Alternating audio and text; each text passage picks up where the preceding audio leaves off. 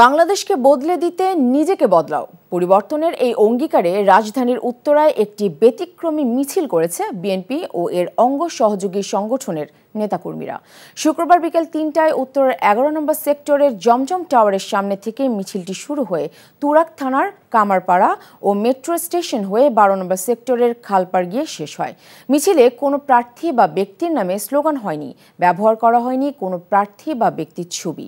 শুধুমাত্র বিএনপির প্রতিষ্ঠাতা শহীদ রাষ্ট্রপতি জিয়াউর রহমান, বিএনপি চেয়ারপারসন বেগম খালেদা জিয়া ও ভারপ্রাপ্ত চেয়ারম্যান তারেক রহমানের ছবি সম্বলিত প্লেকার্ড, জাতীয় ও দলীয় পতাকা নিয়ে প্রায় ১০ কিলোমিটার ব্যাপী মিছিলটি অনুষ্ঠিত হয়, যেখানে অংশ নেন প্রায় ১০,০০০ নেতাকর্মী।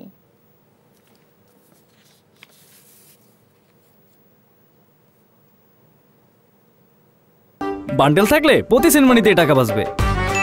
বিকাশ সেনমানি বান্ডেল কিনে জিতুন প্রতি লেনদেনে।